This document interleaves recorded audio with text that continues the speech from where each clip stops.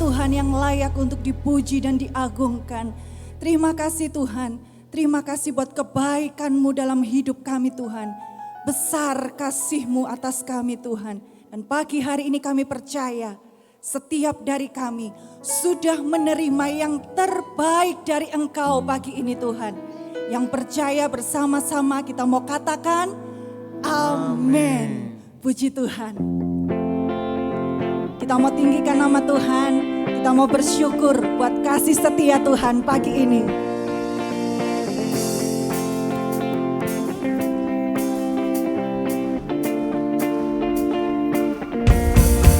Sama-sama.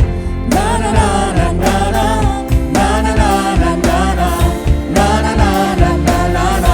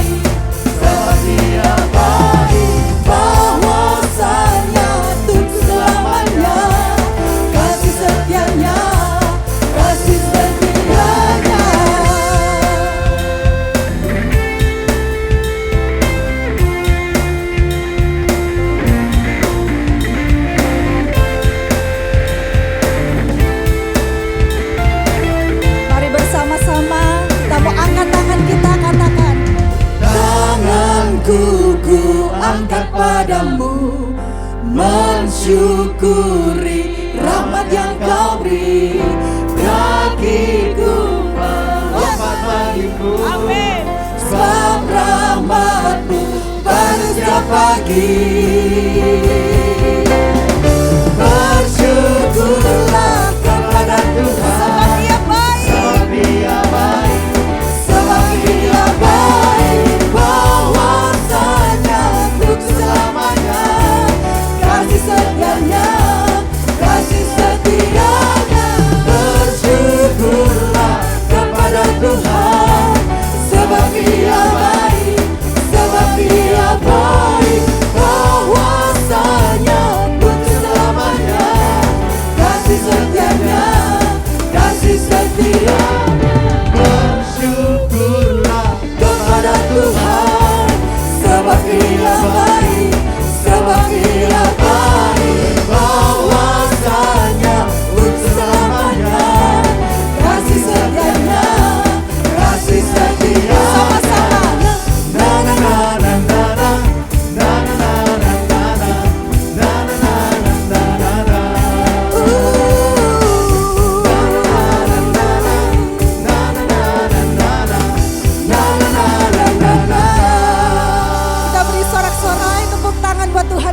Yesus.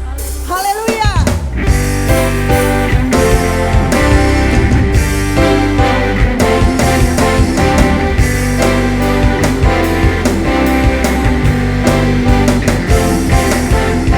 Pengorbananmu bagiku, pengampunanmu lepaskanku dan tergadu. Oleh darahmu ku hidup, kasih karuniamu memberiku kekuatan di setiap waktu. Semakin tinggi kau bawa hidupku mengatasi segalanya. Katakan dengan iman. Tak lagi ku hidup dalam tuduhan, anugerahmu bebaskanku. Terima kasih Tuhan Yesus.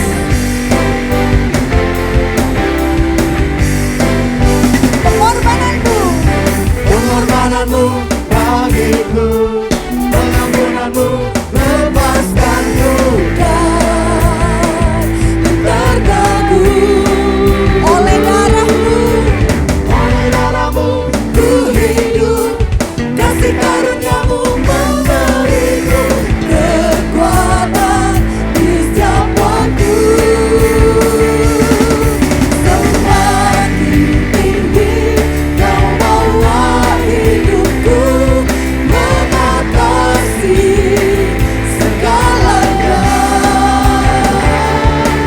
Tak lagi ku hidup dalam tuduhan, anugerahmu bebas. Semakin tinggi kau bawa hidupku mengatasi Bersama Yesus. segalanya. Tak lagi ku hidup dalam tuduhan, anugerahmu bebaskanku.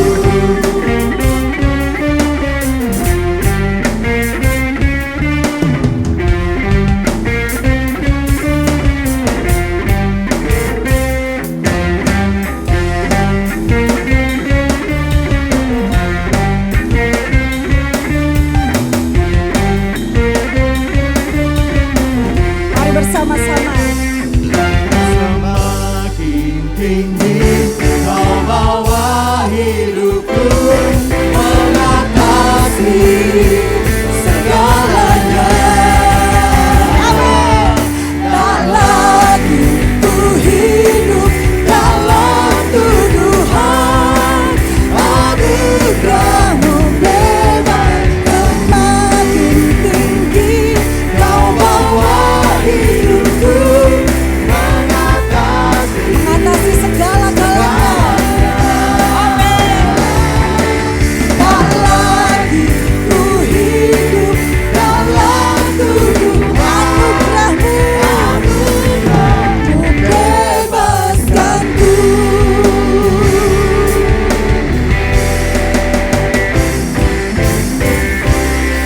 Haleluya. Tuhan Yesus baik. Tuhan Yesus baik. Haleluya. Terima kasih Tuhan untuk anugerah-Mu di dalam hidup kami. Karena kami hidup hanya oleh anugerah Tuhan.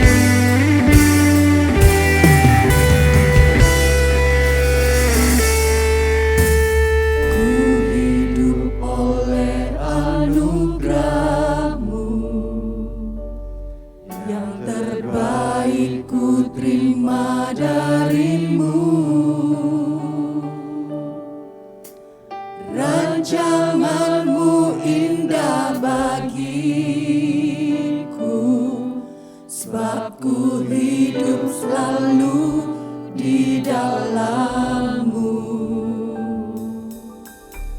Tiada pernah ku meragukan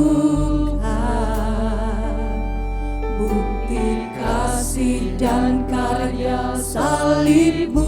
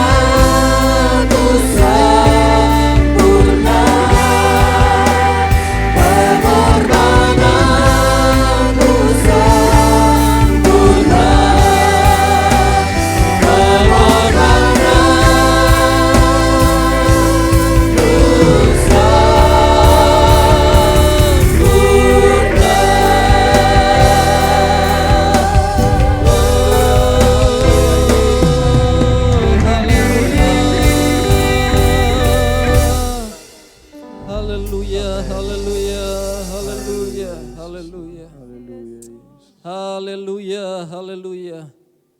Bapa, kami mengucap syukur pada pagi hari ini. Semua karena anugerah-Mu. Kalau kami semua dapat berkumpul pada pagi hari ini di dalam rumah Tuhan. Tuhan sudah memberkati. Tuhan sudah menyembuhkan. Tuhan sudah memulihkan Tuhan setiap kami melalui pujian dan penyembahan. Tuhan, kami mau duduk diam menyambut kebenaran firman-Mu. Berfirmanlah dengan kuasa dan otoritas dari sorga. Di dalam nama Tuhan Yesus Kristus kami sambut firman-Mu. Haleluya. Amin. Silahkan duduk, selamat pagi. Duta-duta kerajaan Allah, anak-anak raja, bahkan penguasa-penguasa di bumi ini. Apakah Bapak Ibu sudah menyadari hal itu? Salah satu kunci kalau mau satu hari itu luar biasa, pada waktu bangun tidur yang pertama kali ingatkan diri sendiri. Saya duta kerajaan Allah. Saya punya kuasa di bumi ini. Ya, maka sepanjang hari itu Bapak Ibu akan mengalami ya damai sejahtera dari Tuhan. Pada pagi hari ini saya akan menyampaikan firman Tuhan yang saya beri judul pelajaran dari pohon ara. Ya, mari kita sama-sama lihat ya hal ini. Di dalam Markus 11 ayat 12 sampai 14. Markus 11 ayat 12 sampai 14. Mari benar-benar simak ya, 3 ayat yang sederhana ini. Keesokan harinya, sesudah Yesus dan ke-12 muridnya meninggalkan Betania, garis bawahi di sini yang penting, Yesus merasa lapar. Ya, kok lapar aja kok diomong ya di dalam kitab suci ya. Ayat 13. Dan dari jauh ia melihat pohon ara yang sudah berdaun. Ia mendekatinya untuk melihat kalau ia mendapat apa-apa pada pohon itu, tetapi waktu ia tiba di situ, ia tidak mendapat apa-apa selain daun-daun saja. Ya, garis bawahi hal ini. Sebab memang bukan musim buah ara. Ayat 14. Maka kata Yesus kepada pohon itu, jangan lagi seorang pun makan buahmu selama-lamanya. Dan murid-muridnya pun mendengarnya. Yang paling penting dan harus dipahami oleh semua orang percaya, khususnya jemaat GBDI Lembah Dieng. Di dalam seluruh Injil, Yesus itu sedang menampilkan kehidupan yang sebenarnya di dalam kerajaan Allah. Yesus sedang menampilkan kehidupan yang normal, yang wajar di dalam kerajaannya. Untuk itulah Yesus diutus ke bumi. Jadi Yesus itu datang ke bumi, itu sebenarnya untuk mengembalikan atau membawa kerajaan Allah ini kembali ke bumi. Ya Bapak Ibu. Kenapa demikian? Karena awalnya bumi ini yang kita tempati ini adalah kerajaan Allah yang dikudeta oleh iblis. Karena itu tujuan utama Yesus datang ke bumi itu membawa kembali kerajaannya, ya kembali ke bumi. Jadi Taman Eden itu kerajaan Allah. Rajanya siapa? Adam. Bumi ini kerajaan Allah, ini wilayah kerajaan Allah. Ini sebenarnya kedaulatan kerajaan Allah. GPDI Lembah Dieng ini kerajaan Allah. Rajanya siapa? Kita semua. ya manusia. Karena itu saya akan menyampaikan dua hal dari kisah Markus 11 ya, ayat 12 sampai 14 ini. Yang pertama, kita baca kembali ayat 12. Keesokan harinya, sesudah Yesus dan ke-12 muridnya meninggalkan Betania, Yesus merasa lapar. Ini kalimat yang sangat penting. Ya, pelajaran pertama yang mau kita renungkan pada pagi hari ini, bahwa Yesus itu 100% manusia. Ya, Yesus itu 100% manusia, sama seperti kita. Dan kisah ini sengaja, Bapak Ibu. Ya, saya kan ngomong, lapar aja masa ditulis dalam Alkitab. Itu kan hal remeh. Tetapi kisah ini sengaja menitik beratkan kemanusiaan Yesus. Bapak Ibu perhatikan, kisah ini sengaja menitik beratkan kemanusiaan Yesus dengan berkata Yesus merasa lapar. Allah tidak bisa lapar, tapi manusia bisa lapar. Jadi Yesus itu 100% manusia. Yesus itu sama persis dengan kita. Itu berarti kita bisa hidup sama seperti Yesus pada waktu hidup di bumi. Bapak Ibu, saudara sekalian, kita bisa hidup seperti Yesus ketika hidup di bumi. Filipi 2 ayat 7. Mari kita buktikan bahwa Yesus itu 100% manusia. Filipi 2 ayat 7 berkata, melainkan telah mengosongkan dirinya Yesus sendiri dan mengambil rupa seorang hamba. Baca sama-sama, 1, 2, 3. Dan menjadi, coba manusia diganti nama kita sendiri. 1, 2, 3. Dan menjadi sama dengan Denny. Aduh, ini kebenaran luar biasa. Kalau Bapak Ibu bisa nangkap hal ini, kehidupan kita berubah. Ternyata kita bisa hidup seperti Yesus ketika di bumi. Tetapi Bapak Ibu jangan lupa, Yesus itu juga 100% Allah karena Kristus atau Roh Kudus yang di dalamnya.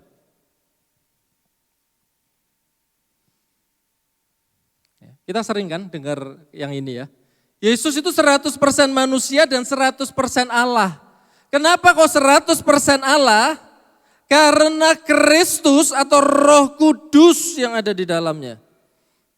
Jadi tubuh Yesus itu 100% manusia, tubuh Yesus itu 100% manusia, dan Kristus yang ada di dalam Yesus itu 100% Allah. Makanya Alkitab menyebut apa? Yesus Kristus. Yesus tubuhnya 100% manusia, tetapi di dalamnya Kristus itu 100% Allah. Namanya Yesus Kristus. Ya, di tempat lain dikatakan Kristus Yesus. Saya rasa ini lebih tepat. Kristus 100% Allah, Yesus 100% manusia. Ini sama persis dengan saya dan saudara. Ini yang seringkali nggak sadar. Kita tahu Yesus itu 100% Allah, 100% manusia. Tetapi kita tidak sadar bahwa kita juga 100% manusia, 100% Allah.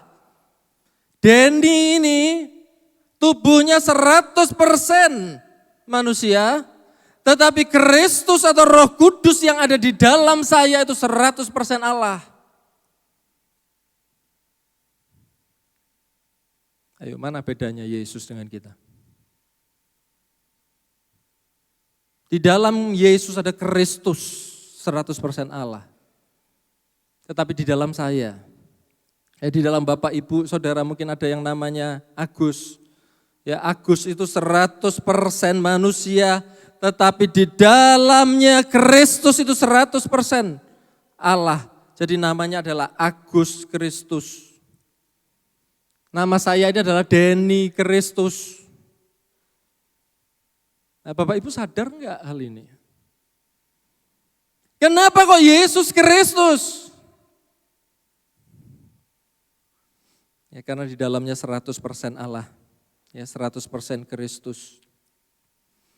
Ya pertanyaan yang sederhana, yang mungkin Bapak Ibu akan bingung ya. Kok bisa kayak gitu? Saya mau tanya kepada Bapak Ibu Saudara. Apakah yang membuat Yesus itu ketika di bumi itu berkuasa? Mengapa Yesus ketika di bumi dia membangkitkan orang mati, menyembuhkan orang sakit, mencelupkan orang buta? Bapak Ibu tahu jawabannya? Itu karena Yesus itu 100% manusia.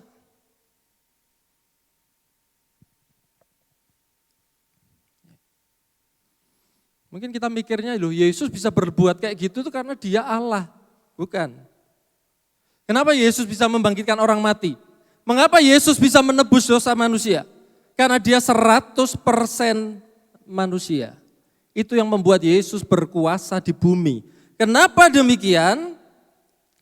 Karena di dalam Kejadian 1 ayat 26 dijelaskan dengan jelas, bumi itu sudah diberikan kepada manusia untuk berkuasa. Jadi satu-satunya makhluk yang berkuasa di bumi ini adalah manusia.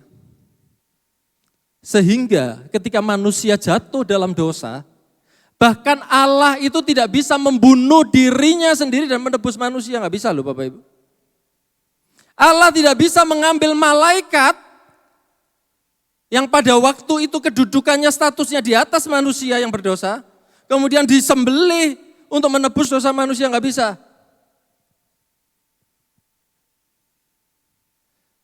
Kenapa Yesus datang ke dalam dunia? Ya melalui tubuh Yesus, ya Allah datang menjadi manusia melalui tubuh Yesus, karena hanya manusia yang dapat menyelesaikan masalah di bumi. Allah tidak dapat menyelesaikan dosa tanpa tubuh manusia. Ini namanya melanggar hukum. Bapak Ibu. Jadi Allah itu tidak bisa berbuat apa-apa tanpa saya dan saudara. Kita adalah tubuh Kristus. Ya, saya ingin menjelaskan, saya ingin menyadarkan Bapak Ibu betapa berkuasanya kita manusia di bumi. Kita punya kuasa di bumi bukan karena Kristusnya. Memang tanpa Kristus kita tidak bisa berbuat apa-apa. Tapi Kristus tanpa tubuh manusia tidak bisa berbuat apa-apa. Dia bahkan tidak bisa menebus dosa manusia. Dia bahkan tidak bisa menolong kita, menyembuhkan kita, tidak bisa. Hanya melalui tubuh kita, tubuh saya dan saudara.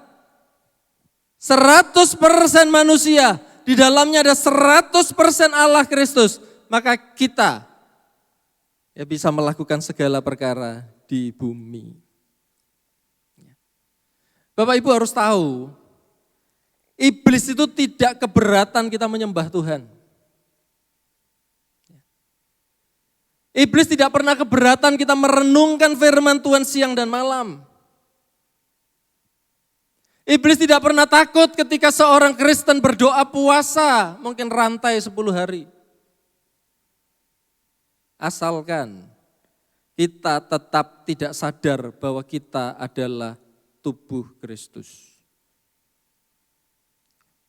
Iblis akan biarkan, bahkan akan didorong, ayo doa, ayo ibadah. Asal satu, jangan sampai sadar kalau di dalam diri kita ada Kristus 100% Allah. Dan itu yang membuat kita berkuasa. Jadi saya mau katakan, Allah ini pasti berusaha mempertahankan tubuh kita di bumi selama mungkin.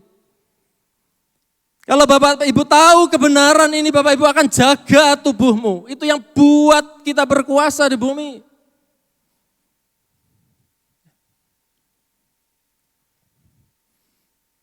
ya maka yang membunuh kita itu pasti bukan Tuhan. Ya. Kalau ada tubuh di bumi ini yang sadar ada Kristus di dalamnya, iblis akan berusaha membinasakan orangnya. Yohanes 10 ayat 10. Pencuri datang hanya untuk mencuri, membunuh, dan membinasakan. Tetapi aku, Yesus, datang untuk memberikan hidup. Hidup di dalam segala kelimpahan. Yang kedua, ya pelajaran pertama, Yesus 100% manusia, 100% Allah, sama seperti kita. Yang kedua ayat 13. Dan dari jauh, ya kita masuk pelajaran kedua ya. Ayat 13, dan dari jauh ia melihat pohon ara yang sudah berdaun. Ia mendekatinya untuk melihat kalau ia mendapat apa-apa pada pohon itu. Tetapi waktu ia tiba di situ, ia tidak mendapatkan apa-apa selain daun-daun saja. Sebab memang bukan musim buah ara. Pelajaran yang kedua yang ingin saya sampaikan pada pagi hari ini. Pohon ara ini adalah gambaran manusia tanpa Kristus. Gambaran manusia tanpa Kristus. Tetapi kalau saya berkhotbah kepada sidang jemaat Tuhan, yang lebih tepat adalah pohon ara ini adalah gambaran kita jemaat Tuhan yang tidak mengerti kebenaran tentang kerajaan Allah. Jemaat Tuhan yang agamawi. Ya. Hidupnya hanya berpusat pada agamawi dan duniawi, bukan kepada Kristus.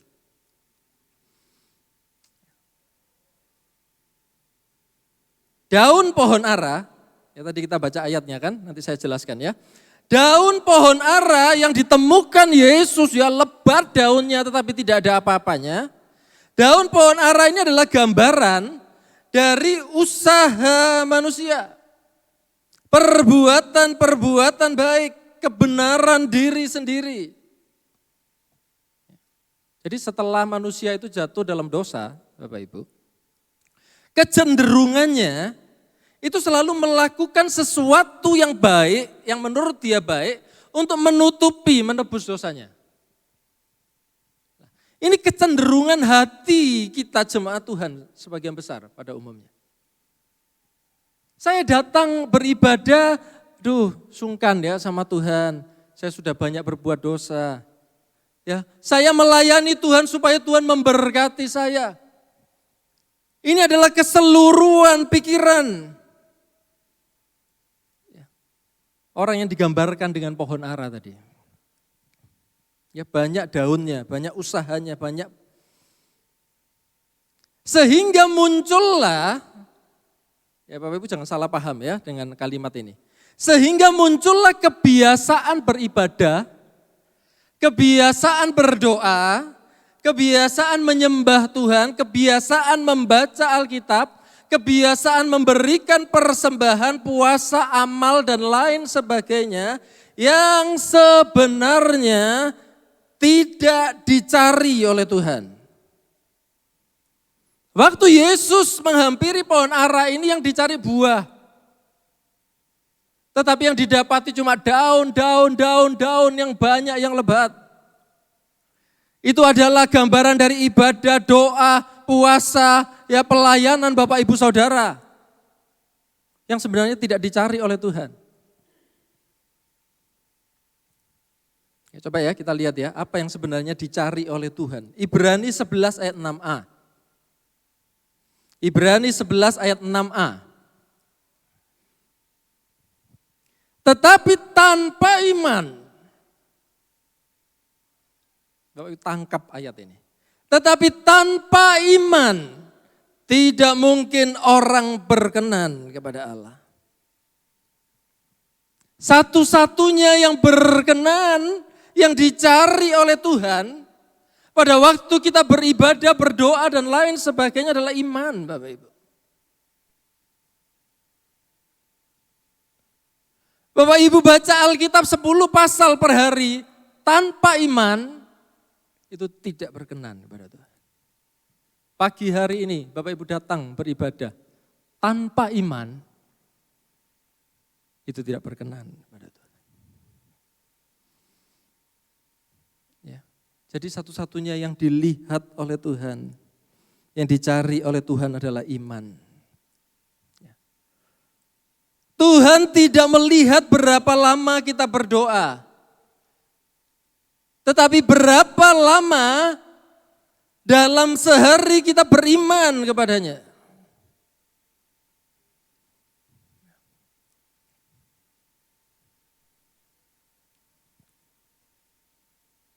Jadi kalau kita hubungkan dengan kisah ini, hanya iman yang menghasilkan buah. Mujizat, kesembuhan, berkat, keuangan, ya, pemulihan, kelepasan. Hanya iman yang menghasilkan buah-buah ini. Ibadah, doa, puasa tidak menghasilkan apa-apa tanpa iman. Dan pohon ara ini lebat daunnya, tetapi sama sekali tidak ada buahnya. Karena itu Bapak Ibu Saudara yang dikasih oleh Tuhan, saya akan tutup ya dengan kalimat ini ya. Tadi Bapak Ibu perhatikan bahwa memang bukan musim bukan musim buah ara. Nyari buah ara, padahal bukan musim buah ara. Kenapa kok pohon itu dikutuk? Apa salahnya? Ini Bapak Ibu perhatikan. Di dalam kerajaan Allah,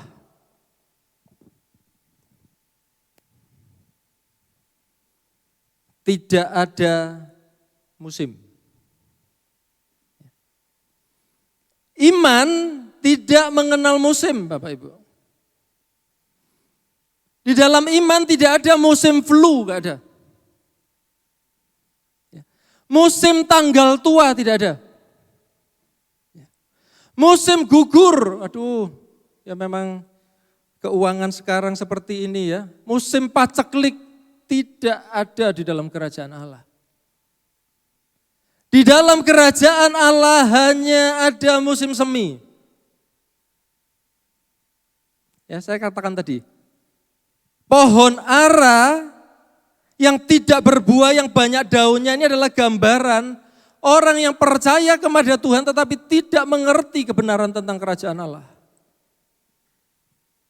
Sehingga dia mengalami musim naik, turun, ya rugi, untung, sakit, sembuh dan lain sebagainya. Tetapi jelas di dalam kerajaan Allah hanya ada musim semi.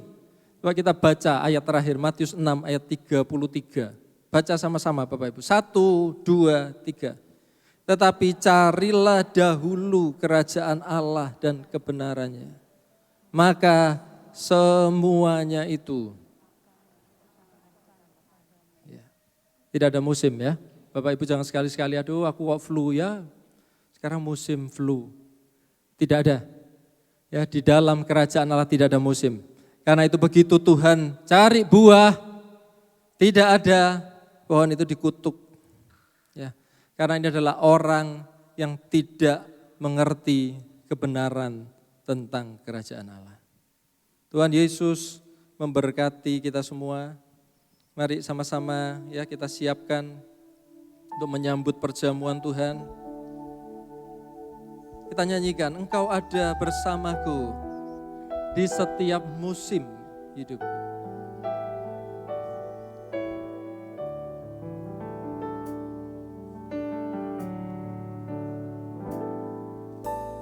Engkau ada bersamaku di setiap musim hidupku.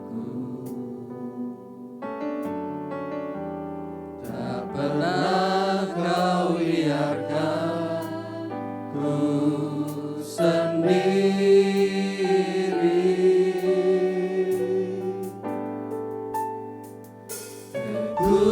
Kekuatan di jiwaku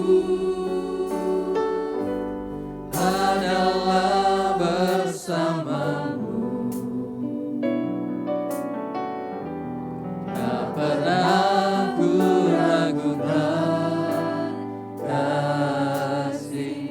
Sekali lagi, Engkau ada bersamaku di setiap musim hidupku. Engkau ada bersamaku di setiap musim hidupku. Tak pernah Kau biarkan ku sendiri.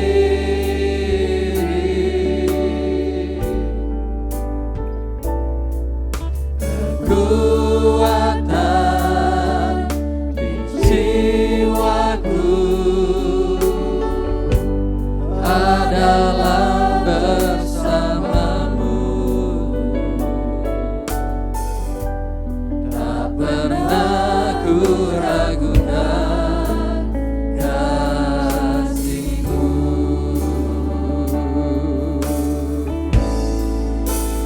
Bersamamu. Mari sama-sama kita bangkit berdiri. Ku lewati semua perkenananmu yang teguhkan hatiku. Haleluya. Engkau yang bertindak, memberi pertolongan, anugerah-Mu besar melimpah bagiku.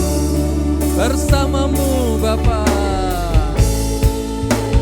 Bersamamu Haleluya. ku lewati semua perkenananmu yang Haleluya. teguhkan hati. Terima kasih Yesus. Engkau yang bertindak, memberi pertolongan, anugerah-Mu besar melimpah bagiku. Haleluya. Mari sembah Dia. Haleluya. Bersyukur, bersyukur. Haleluya. Haleluya. Haleluya. Haleluya. Haleluya. Haleluya.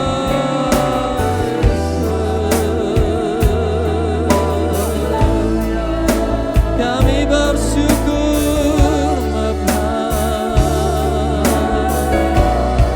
Puji Tuhan, puji Tuhan, puji Tuhan, puji Tuhan. Oh, puji Tuhan. Haleluya. Haleluya. Terima kasih Tuhan, kami berkuasa. Kami manusia Allah. Kami Kristus di bumi. Haleluya, haleluya, haleluya, haleluya Yesus.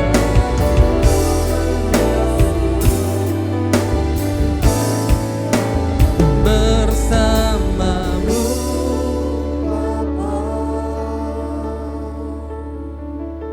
ku lewati semua. Haleluya, bangkitkan kami Tuhan. Perkenananmu yang teguhkan hatiku. Engkau yang bertindak,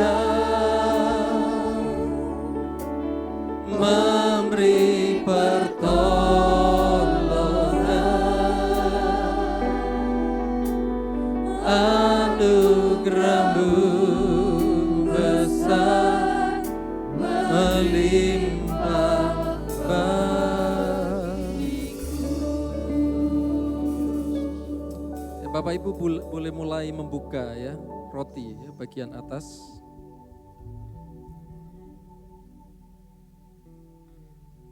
Tidak usah terburu-buru.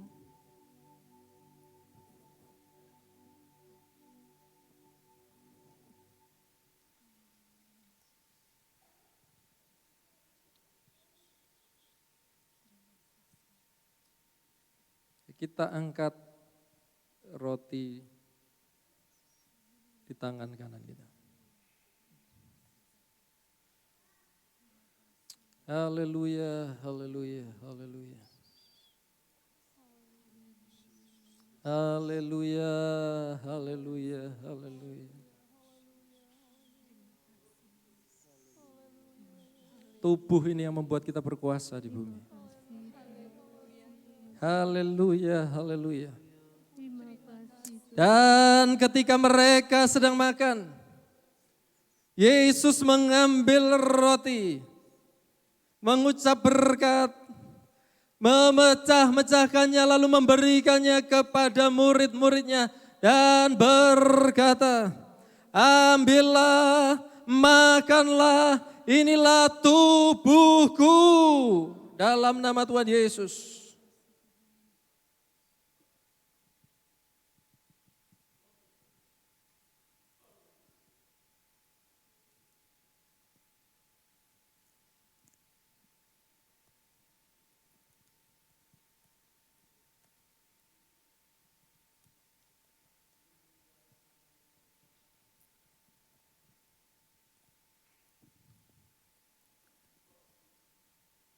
Haleluya, haleluya, haleluya. Puji Tuhan, puji Tuhan. Puji Tuhan, puji Tuhan. Oh, terima kasih, terima kasih. Terima kasih Yesus. Kita angkat di tangan kanan kita. Sesudah itu Yesus mengambil cawan, mengucap syukur,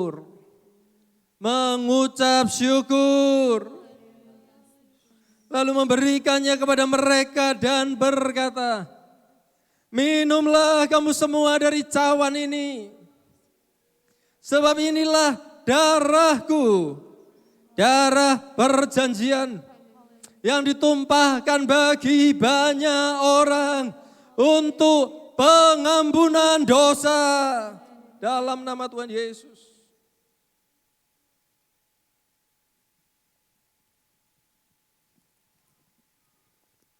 Mengucap syukur.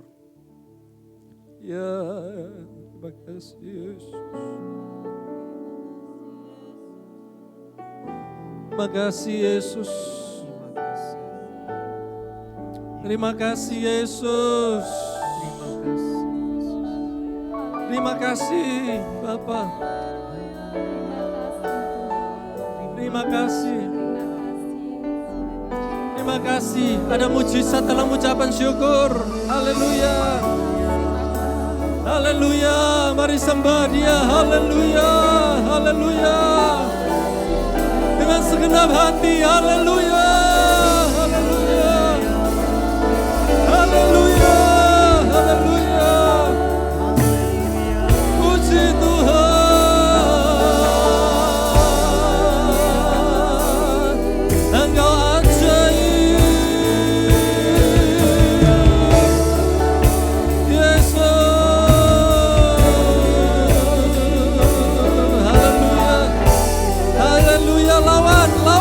Dalam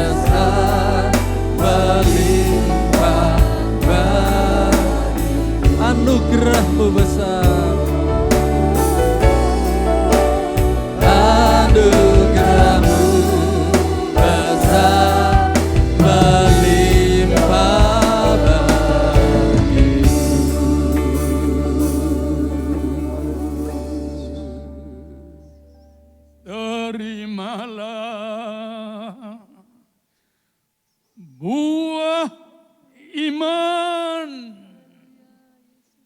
daripada Bapa,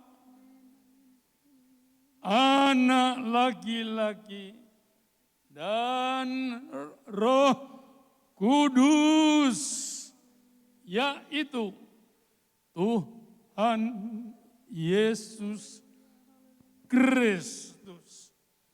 Mulai saat ini sepanjang 2021 sampai selama-lamanya. Terima kasih Bapa, di dalam nama Tuhan Yesus Kristus kami sudah memberkati. Sepakat katakan amin.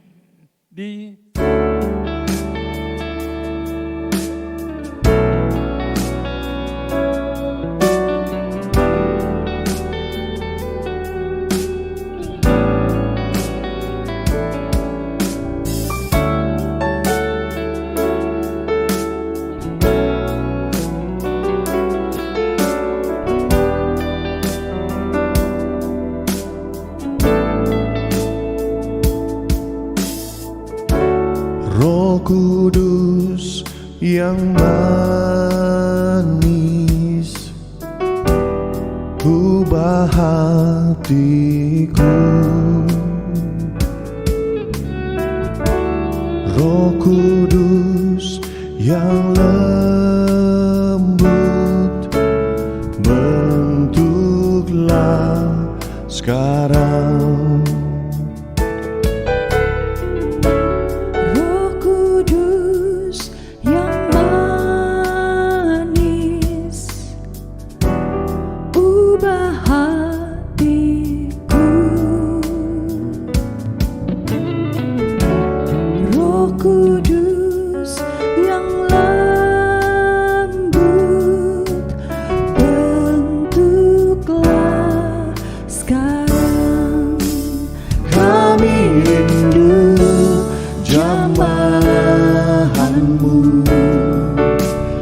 Melembutkan hati kami, kami rindu kuasa-Mu, memulihkan hati yang terluka. Tuhan dimuliakan.